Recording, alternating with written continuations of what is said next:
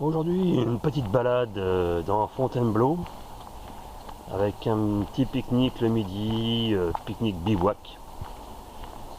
Donc, on peut pas dire que le soleil soit vraiment là encore. On va bien voir.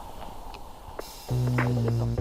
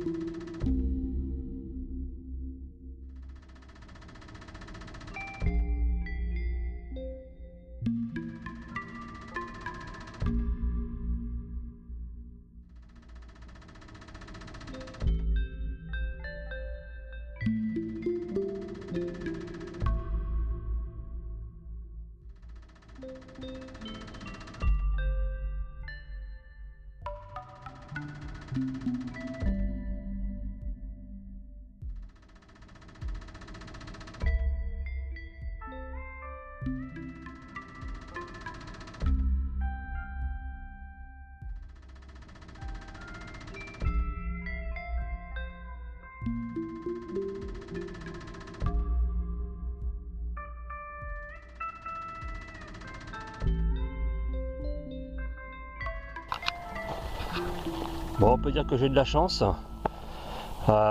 Actuellement, il fait à peu près 20 degrés.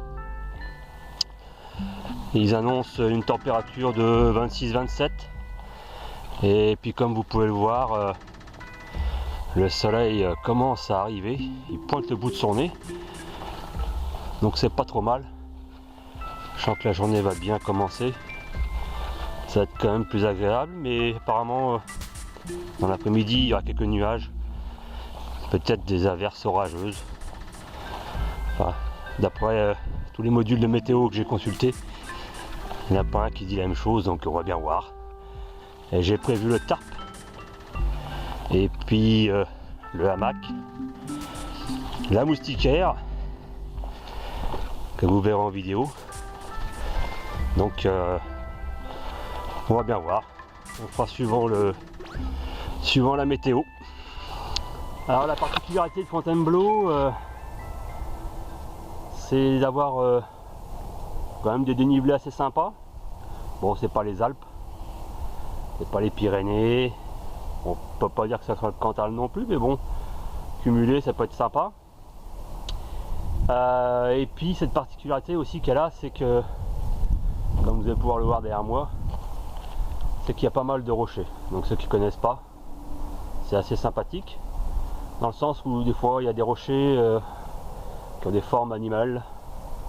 Généralement quand c'est comme ça, c'est soit des formes animales ou des formes diverses du moins, mais elles sont caractérisées, excusez-moi, par une petite étoile bleue généralement sur les rochers, et quand ce sont des arbres remarquables, c'est un petit point bleu que vous pouvez observer. Donc Fontainebleau est assez varié pour ça. Il y a des beaux points de vue aussi. Et puis ce qu'il y a de bien aussi à Fontainebleau, c'est qu'il y a pas mal de sentiers bleus. On appelle ça les sentiers d'Hénécourt collinés. C'est-à-dire que c'est ceux qui ont tracé les premiers tracés. C'est pas des GR, hein. C'est pas non plus des PR, des petites randonnées. C'est des petits sentiers d'une dizaine voire quinzaine de kilomètres. Et donc ils ont la caractéristique d'avoir un petit fléchage bleu, comme celui-ci par exemple. Voilà, donc ils sont. Donc c'est assez sympa pour faire des balades et pour découvrir la forêt sans se perdre, quand vous ne connaissez pas. Généralement c'est des boucles. Donc c'est toujours bon à faire. Et sans ça, vous pouvez divaguer dans toute la forêt qui est assez vaste.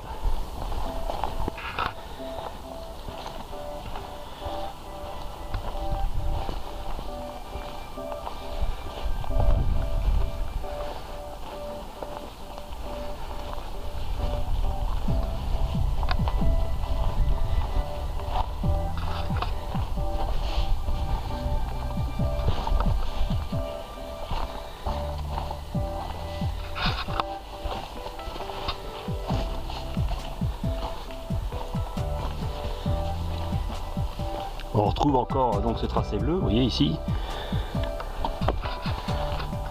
Et donc généralement c'est super bien fléché, donc on ne va pas se tromper. Il y a des passages assez exigus, parfois, donc c'est pas vraiment possible de passer comme par exemple aujourd'hui, moi avec la configuration de mon sac que j'ai, il est assez haut et des fois c'est pas facile pour le passage, mais bon, c'est sympathique et puis c'est reposant et calme cette forêt. C'est pour ça que je viens assez souvent m'y ressourcer, été comme hiver.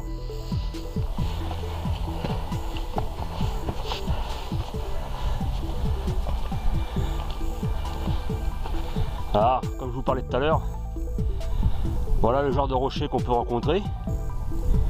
Bon, c'est pas spectaculaire, mais ça change un peu des rochers habituels. Et comme vous pouvez voir, il y a une lettre dessus. Alors, sur le chemin que je vais emprunter, on va sûrement rencontrer plusieurs avec des lettres comme celle-ci. Alors, généralement, ils ont des noms, ces rochers.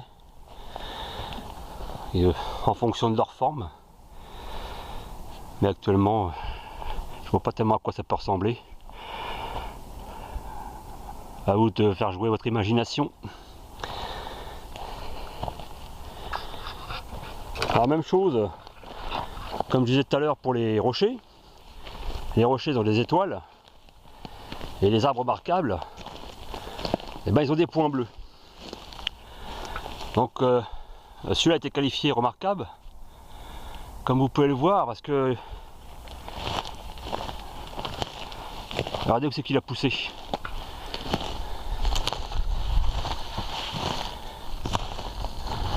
Voilà. Il n'a pas trouvé mieux que de pousser entre ces deux rochers. Alors on ne sait pas où partent les racines. Mais lui, il s'est posé là et puis il est bien.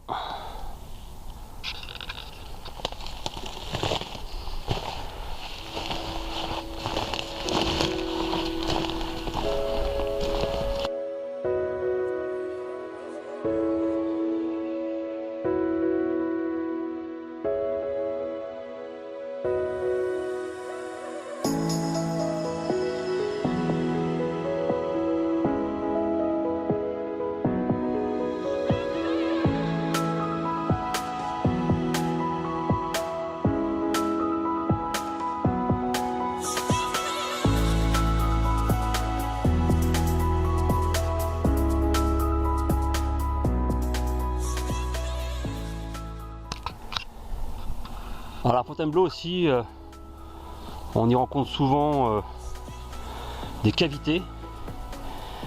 Alors là vous voyez encore il y a une lettre, la lettre M.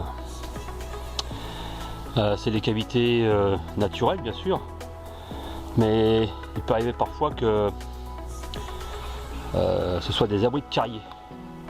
À savoir que Les carriers, c'est ceux qui faisaient les pavés pour les rues à Paris par exemple. Tout ce qui était pavé. Donc là on n'est pas vraiment dans le secteur. Mais parfois les abris de carriers sont assez sympathiques. Où je me rends justement pour faire quelques bivouacs de nuit. Donc voilà. Bon, c'est pas spécialement spacieux. Mais en cas de pluie, c'est quand même appréciable de s'abriter là.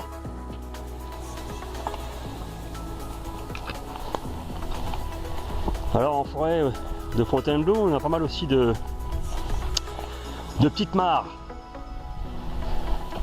Bon alors, je vous dis tout de suite, hein, je vous déconseille de, même si vous la filtrez, de boire l'eau de ces mares, parce que c'est quand même assez saumâtre. Vous allez vous rendre compte par vous-même. Voilà.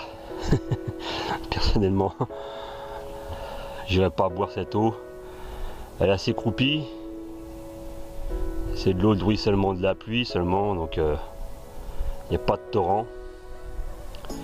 Rien pour l'alimenter. Donc à mon avis, il doit y avoir des moustiques. Il y a des petites libellules. Je ne sais pas si on la voit à l'écran.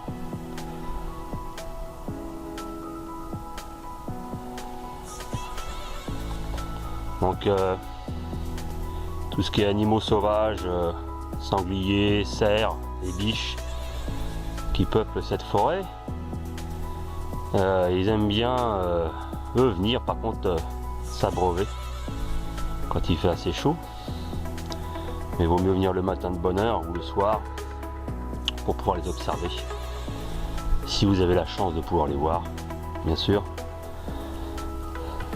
Alors on peut pas vraiment voir sur le sol si c'est des traces, mais je pense qu'il y en a quand même qui doivent venir. Parce qu'elle est quand même assez grande cette petite mare.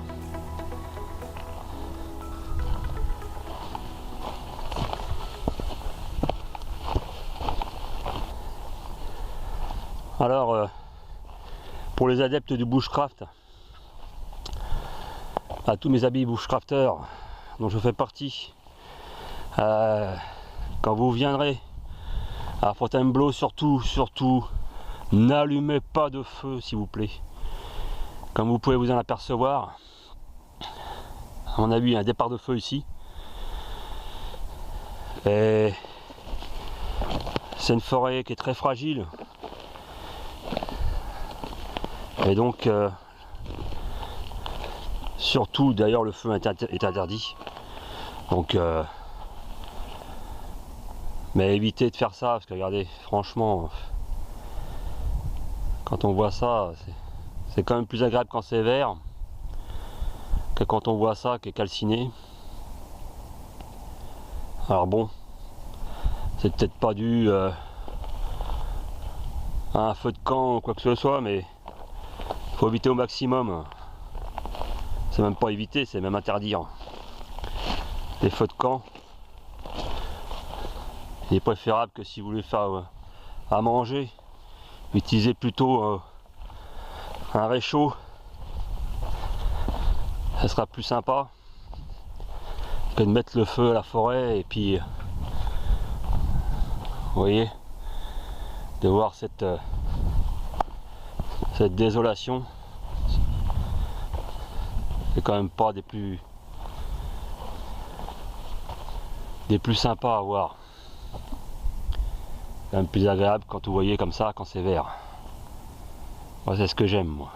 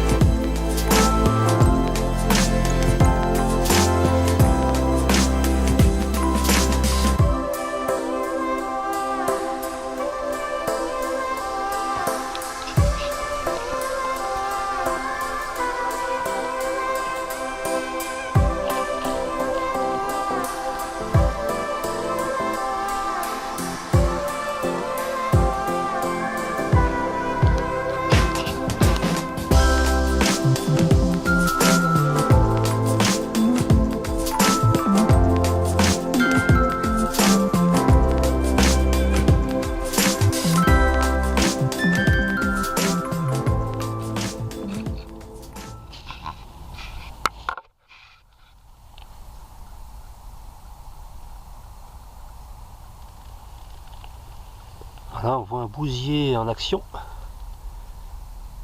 On le voit bien là. Je sais pas si on le voit aussi bien à la caméra. Hop, ça a arrêté du coup.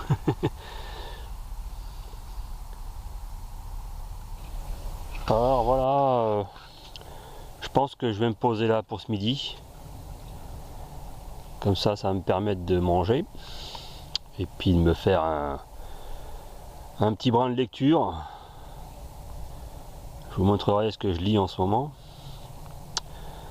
Donc, il va falloir monter ça. Hein. C'est pas le tout. Allons-y, c'est parti.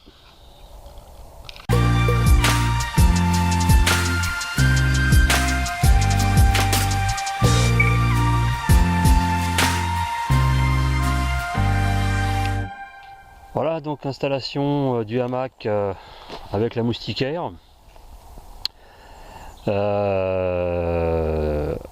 Bon, pour l'instant vous voyez qu'elle pendouille en bas, mais je mets des épingles spéciales que j'ai trouvées sur un site commençant par A et finissant par N. C'est assez sympathique comme pince parce que c'est des pinces pour bâche exactement. Donc elles me permettent de surélever la moustiquaire par le dessous. Comme ça je peux être tranquille dans le hamac. Il n'y a pas d'insectes qui rentrent, aussi bien moustiques surtout. Je vais mettre quelques photos, vous allez voir quand je suis descendu la Loire avec mon frangin. Et pour les moustiques c'est bien utile.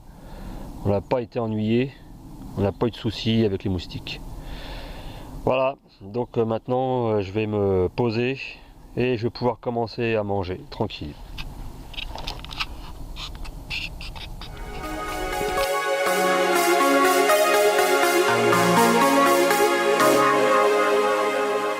Pour ceux qui diraient que c'est pas très discret ma moustiquaire, sachez que je l'ai teinté 2 fois avec une teinture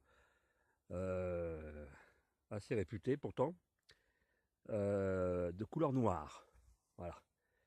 Donc comme vous pouvez le voir, ça passe en machine. Vous pouvez acheter ça aussi chez Amazon. Et vous en trouvez aussi dans les grandes surfaces, au rayon soins du linge, des lessives, tout ça. Et en fait, je l'ai teinté 2 fois, donc je l'ai passé 2 fois en teinture. Et vous voyez que la couleur, c'est un petit peu, si on peut dire, plus gris que blanc. Enfin, comme dirait Coluche, hein, vous connaissez la blague, je suppose. Enfin, donc je l'ai teinté 2 fois, mais à mon avis, il va falloir que je trouve un autre système de façon à ce que ce soit beaucoup plus foncé que ça. Mais autrement, quand j'ai le tarp qui recouvre à la fois la moustiquaire et le hamac, on voit rien de tout ça. Sinon, pour ce qui est de la paracorde verte fluo, c'est vrai qu'aussi c'est pas très camouflage, c'est pas très faux bot. À savoir que en fait j'ai plusieurs hamacs et donc chaque hamac a sa propre paracorde.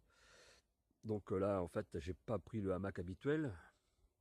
Et sinon, habituellement, la paracorde que j'utilise, c'est cette couleur-là, c'est cette paracorde-là, voilà.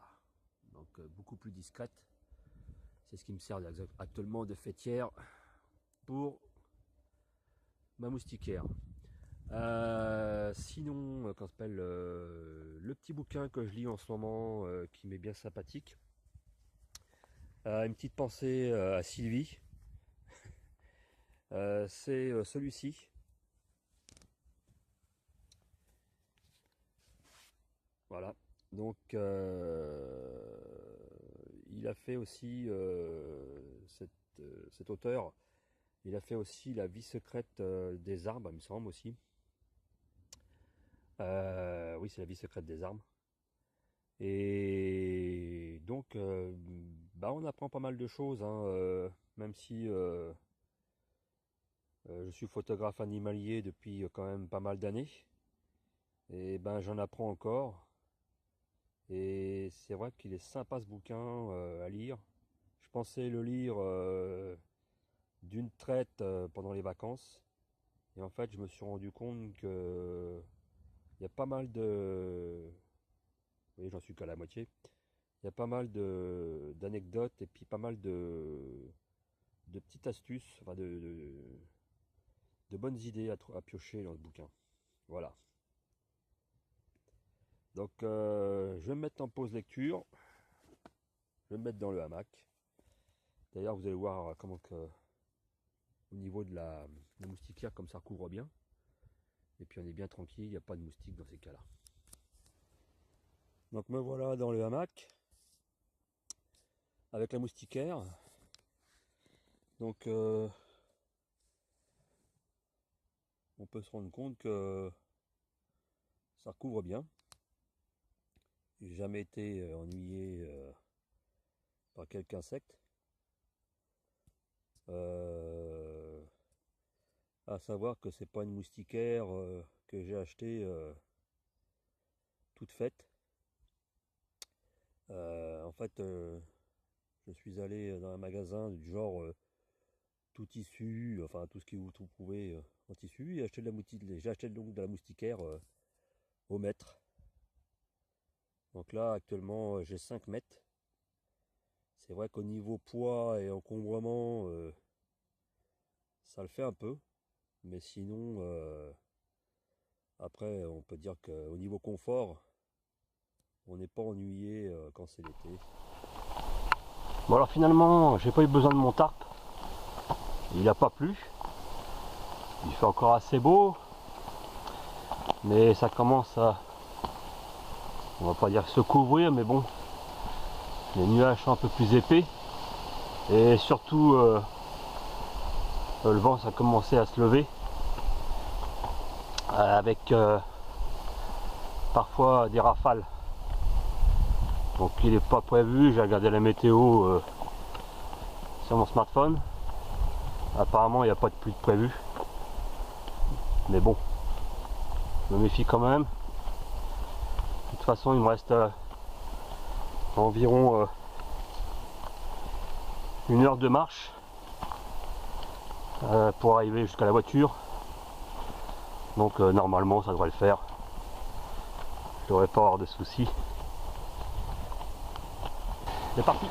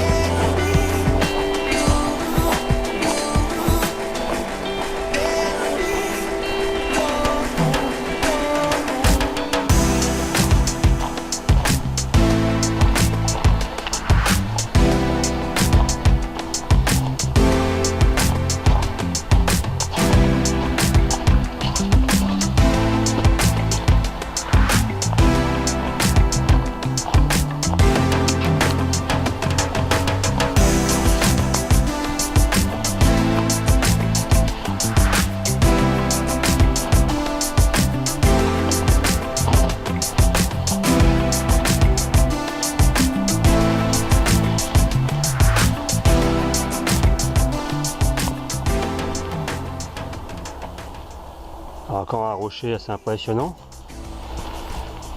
puisque celui-là il est posé sur les autres. Il tient juste là. au bout là. Et puis sur celui-là, juste là. Donc il n'y a pas grand chose. Donc ça fait une petite cavité, une espèce de grotte un peu. C'est assez sympathique. Allez, on reprend le chemin et on continue.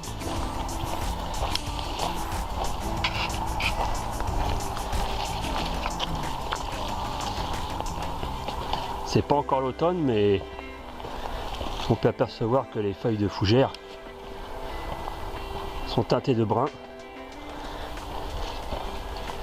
Ah, encore un passage là.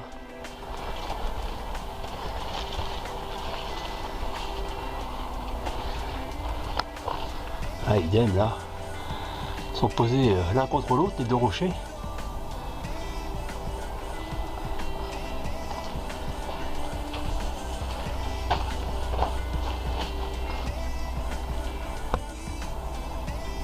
Alors parfois on peut voir des inscriptions qui datent quand même. 29 janvier 1930.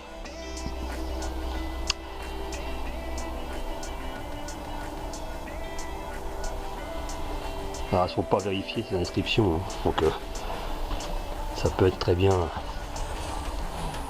la bonne date comme ça ne peut pas l'être. Voilà, donc c'est ici que s'achève cette journée. J'espère que vous avez plus ou moins fait découvrir, vous a plu. Et que si jamais ça vous intéresse de me rejoindre, n'hésitez pas à me contacter. Ça me fera plaisir de vous faire découvrir la forêt de Fontainebleau comme je l'aime faire découvrir. Voilà. Donc je vous souhaite tous une bonne continuation. Et puis à une prochaine vidéo, j'espère. Ciao!